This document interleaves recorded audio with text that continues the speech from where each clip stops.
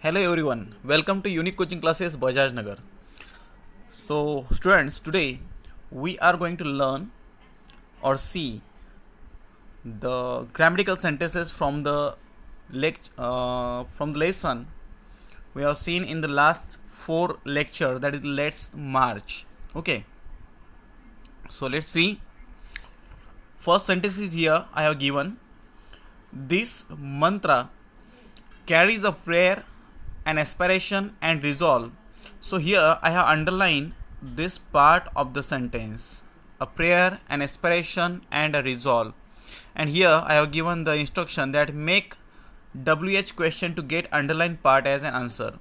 So as we see in this sentence, this mantra is a subject and carries is a verb or the main verb, and the underlined part which is the object here. So it's a direct object. Whenever the direct object is underlined one, so that time the WH question should be started with the what. So we have taken here what at the beginning of the sentence. After that, as we see, the formula of WH question is, first we take WH word plus helping verb plus subject plus verb plus object and complement, then question mark. Okay, so this way we take the parts of the WH question. So as I say to you, after WH word we have to take here helping verb, but as we see in this sentence, helping verb is not present in the sentence. Okay, so here carries is the first form of the verb, but it is added with the yes form. So whenever the yes form is there of the main verb, so that time we can take here does. So rule is there. So whenever the helping verb is not present in the sentence, so you should take to do's helping verb. So whenever the V1 is there, you can take do. Whenever V plus yes form is there, you can take does. And whenever the second form is there, you can take did. So here yes form is there, so that's why we took here does. So after that, we can take the subject of the sentence, that is this mantra. Okay, what does this mantra? And then as we have taken to do's helping verb does, so that's why we have to remove es from the verb and take the first form of it, that is carry, and then the question mark. So there's no remaining part in the sentence, so directly we can take the question mark. So answer of it, that is what does this mantra carry? Okay, so after this we will see the next sentence, that is second, let's walk together, and instruction is given here, add a question tag. So the rule is there, whenever the sentence begins with let's or let us, so that time we should give directly shall we as a tag. Whenever sentence begins with the let him, let her, so that time we can write down their will you, or let them, so that time we can take here will you. Okay, so here we have taken shall we. Okay, next one is here, I have freed a child from slavery. Okay, so here I is the subject, have is the helping verb, freed is the third form of the verb, means past participle, a child is the indirect object, and from slavery is the complement. So we have to turn the sentence into passive voice. Change the voice. I have given instruction. Passive voice हमें बनाना है यहाँ पे. अगर passive voice बनाना है तो पहले हमें object लेना पड़ेगा. So as we have taken here a child as object at the beginning of the sentence. उसके बाद में हम देखते हैं कि helping verb लेना है. मगर अगर helping verb to have है, so definitely we have to think here a child is a singular third person noun. So that's why you can take here has instead of have. और जब भी have, has, had ऐसे to have के helping verb हम sentence में देखते तो passivise करते वक्त हम उन हेल्पिंग वर्ब्स के बाद में बीन लगाते हैं. So as per that we have taken here been, then the past participle of the verb, that is freed as it is, and then the from slavery complement. At the end of the sentence we can take by plus subject, but if the subject is pronoun, so we can take the objective case of it. So as our noun or the subject is I, so that's why it should be turned into me, the objective case of it. Okay, next one is here. He asked me, is the world so poor that it cannot give me a toy and a book instead of forcing me to take a gun or a tool? Make indirect speech. तो यहाँ पे he asked, reporting verb as it is we have taken here and me as it is. ये जो sentence है, ये sentence verbal question है. So if the verbal question is there, we can take if or whether one of them. So that's why I took here if. उसके बाद में rule ऐसा है कि जब भी कोई क्वेश्चन और द वर्बल क्वेश्चन आता है, so we have turn that sentence into first assertive and then उसके बाद में हम उसमें चेंजेस कर सकते हैं. So that's why I took here the word subject at the beginning is, जो प्रेजेंट टेंस में उसे हमें पास्ट टेंस में बदलना है, means was. Then so poor that it can not का क्या है यहाँ पे पास्ट टेंस करने का है, कुडंट गिव मी. ये जो मी है, मी आया है किसके लिए, ही के लिए. So that's why it will turn into him, means he की जो भी ऑब्जेक्ट केस है वहाँ उसमें बदलेगा him. A toy and book instead of forcing, और उसके बाद में यहाँ पे फिर से क्या आया है, मी आया है, और मी का फिर से यहाँ पे हिम होगा, टू टेक अ गन और अ टूल. ऐसे इसका आंसर हम लिखेंगे. फिर से एक सेंटेंस है, 5 नंबर का सेंटेंस देखिए. He was kidnapped by an extremist militia. अगर स्क्रीन क्लियर नहीं है तो आप लिख के ले सकते हैं. He was kidnapped by an extremist militia. तो ये जो सेंटेंस है ये पैसिव वॉइस का सेंटेंस है, हमें इसे एक्टिव वॉइस में बदलना है, क्योंकि हम देख सकते हैं कि बाय के बाद में यहाँ पे सब्जेक्ट आया है एंड यहाँ पे भी हुम किडनैप मीन्स आयो जो है ये सब सेंटेंस के बिगिनिंग में आया है.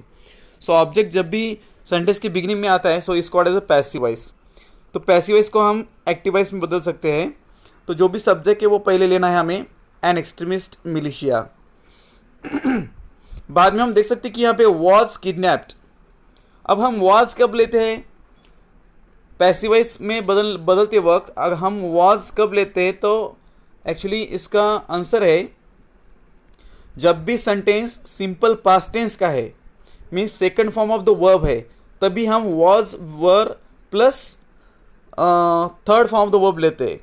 तो इसीलिए अब यहाँ से वॉज निकलने का है एंड वहाँ पे second form of the verb means kidnapped हम यहाँ पे लिखेंगे डायरेक्टली.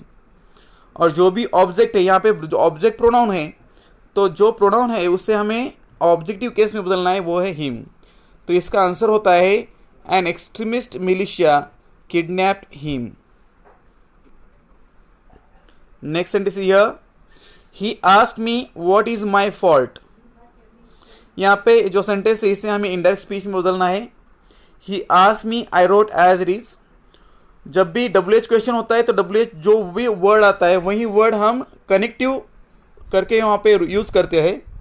और उसके बाद में जो भी सेंटेंस बाकी होता है उसे एसरेटिव में बदलना है. पहले माई फॉल्ट इज, ऐसा आपको सेंटेंस बदलना होता है, माई फॉल्ट इज. तो ऐसा सेंटेंस होगा.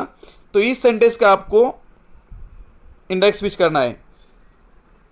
तो यहाँ पे माई फॉल्ट, ये माई किसके लिए आया है, ही के लिए. अगर ये ही के लिए आता है तो उस ही का भी पॉजिटिव केस मीन्स ही की पॉजिटिव केस होती है his, fault as it is. और उसके बाद में जो इज है, इज का past tense means was. Okay, और वहाँ पे फुल स्टॉप आपको देना है. तो सेंटेंस का आंसर है he asked me what his fault was. उसके बाद में फिर एक एड अ क्वेश्चन टैग है, let the children come to me, add a question tag. So the sentence start with let the children. Let the children, the children means them. मैंने आपको अभी कहा था कि जब भी सेंटेंस शुरू होता है let him, let her, let them, तब आपको विल यू टैग देना है. वो सेंटेंस पॉजिटिव हो नेगेटिव हो, वहाँ पे विल यू ही टैग आपको देना है. और यहाँ पे एक गलती हुई है मेरे से, यहाँ पे दे लिखा है मैंने, तो दे नहीं, यहाँ पे यू आएगा, will you. Okay, so by mistake it happen. तो यहाँ पे विल यू ऐसा टैग आएगा, let the children come to me comma will you, ये टैग आपको देना है। Next sentence is there, I refuse to accept that the world is so poor, make it negative. तो यहाँ पे आई रिफ्यूज टू एक्सेप्ट, यहाँ पे आपको क्या करना है, रिफ्यूज को निकालना है और रिफ्यूज की जगह पे आपको negative word means do not, present tense है इसलिए हमने यहाँ पे डू नॉट लिया। I do not accept that the world is so poor, यह ऐसा सेंटेंस होगा, मीन्स रिफ्यूज को सिर्फ निकालना है और डू नॉट यहाँ पे डालना है, तो नेगेटिव सेंटेंस रेडी हो जाता है। Next sentence is here, I have the privilege of working with many courageous people who have the same aim. यहाँ पे करेजियस वर्ड मैंने अंडरलाइन किया है और इंस्ट्रक्शन मैंने यहाँ पे दिया है, rewrite using the noun form of the underline word. यहाँ पे करेजियस जो वर्ड है एक एडजेक्टिव का काम कर रहा है, मगर इस करेजियस को आपको नाउन फॉर्म में लिखना है और सेंटेंस पैटर्न, सेंटेंस का भी एक ग्रामेटिकली कुछ भी वहाँ पे मिस्टेक नहीं होनी चाहिए। तो हम यहाँ पे लिखेंगे मेनी तक एज इट इज सेंटेंस लिखेंगे हम, आई have the privilege of working with many. अब जो पीपल है, मेनी के बाद में पीपल लेना है आपको, मेन पीपल, ओके, और उसके बाद में जो करेजियस है इसे आपको बदलना है नाउन फॉर्म में, उसका नाउन फॉर्म होता है करेज। अगर हम डायरेक्टली करेज डालते तो सेंटेंस जो ग्रामेटिकली करेक्ट नहीं होगा, इसलिए हम यहाँ पे पीपल विथ करेज ऐसा लिखेंगे और बाद में का जो सेंटेंस है एज इट इज यहाँ पे लिख देंगे, who have the same aim. तो सेंटेंस होगा, I have the privilege of working with men people with courage who have the same aim. Next sentence दिया, WH क्वेश्चन बनाना है आपको 10 नंबर का। All the religions teach us to care for our children. तो मैंने यहाँ पे underline किया है to care for our children, ये जो पार्ट है यहाँ पे अंडरलाइन किया है to care for our children. तो यहाँ पे आप देख सकते हैं कि to care for our children ये भी एक ऑब्जेक्ट का काम कर रहा है, प्रीपोजिशनल ऑब्जेक्ट है, ओके। तो केयर जो एक नाउन फॉर्म है, तो यहाँ पे आपको क्या करना है, वर्ड से शुरुआत करनी है, उसके बाद में हेल्पिंग वर्ब, मगर इस सेंटेंस में हेल्पिंग वर्ब नहीं है, मेन वर्ब है डायरेक्टली। अगर मेन वर्ब है so as per it you can take the to does helping verb. अब यहाँ पे teach is the first form of the verb, तो फर्स्ट फॉर्म है इसलिए आप यहाँ पे क्या लेंगे, डू, व्हाट डू, उसके बाद में subject all the religions, what do all the religions, उसके बाद में वर्ब फॉर्म जो कि फर्स्ट फॉर्म में आएगा क्योंकि हमने डू लिया है, टीच और उसके बाद में अस एज इट इज। तो सेंटेंस होगा what do all the religions teach us, question mark. Next sentence 11 number sentence is there, he asked the bird what are you doing, write in reported speech. मैंने जो reporter है, reporting verb है और listener है as it ले लिए, ही asked the bird, और ये sentence what are you doing एक WH क्वेश्चन है इसलिए what as it is connective होगा यहाँ पे। आर यू डूइंग इसे आपको पहले एसरेटिव में बदलना है, आर यू डूइंग का होगा यू आर डूइंग।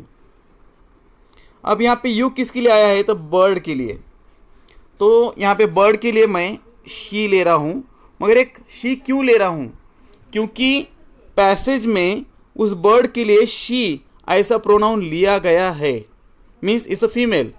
मगर अगर ये सेंटेंस पैसेज में का नहीं होता तो मैं बर्ड के लिए शी की जगह पे ईट लेता था, ओके, मीन्स शी की जगह पे मैं ईट ले सकता था यहाँ पे, क्योंकि मुझे जेंडर पता नहीं था। मगर ये पैसेज में दिया हुआ है शी, बर्ड के लिए ये प्रोनाउन आया है, इसलिए मैं यू की जगह पे शी ले रहा हूँ।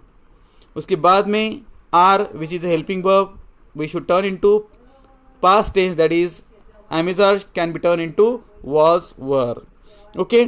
तो यहाँ पे मैं she के लिए सिंगुलर है इसलिए was लेता हूँ और doing as it is, उसके बाद में full stop।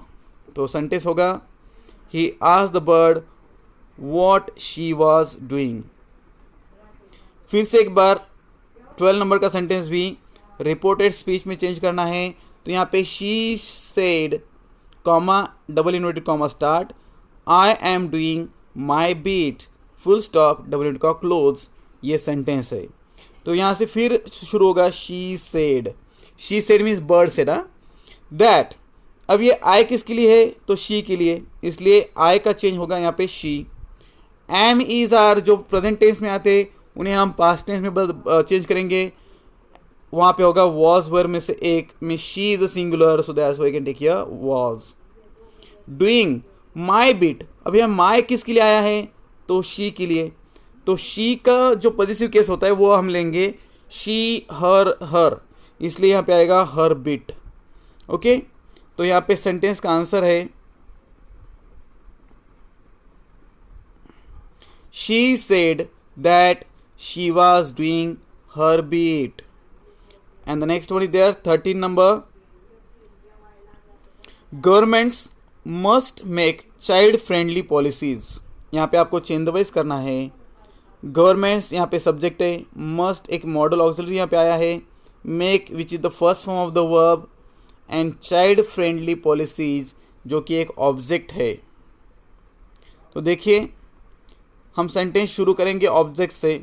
ऑब्जेक्ट कौन सा है, चाइल्ड फ्रेंडली पॉलिसीज, और उसके बाद में जो भी मॉडल ऑक्सिलरी आया है वो हम लिख लेंगे चाइल्ड फ्रेंडली पॉलिसीज मस्ट।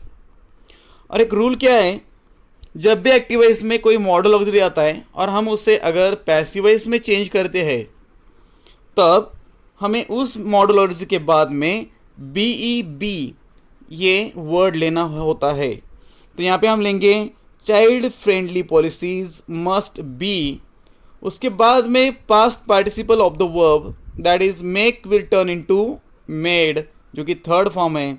उसके बाद में हम कॉम्प्लीमेंट ले सकते हैं, मगर यहाँ पे कॉम्प्लीमेंट नहीं है, इसलिए डायरेक्टली बाय प्लस सब्जेक्ट है यहाँ पे गवर्नमेंट्स। तो सेंटेंस पूरा यहाँ पे आंसर तैयार होता है, child friendly policies must be made by governments.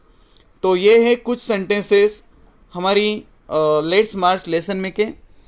और भी कुछ सेंटेंस हो सकते हैं मगर वो आप घर पे ट्राई कीजिए, और अगर कुछ प्रॉब्लम आता है so you can just discuss with us. Okay, so in the next lecture we will see the next poetry from third unit. Okay, thank you very much. Bye.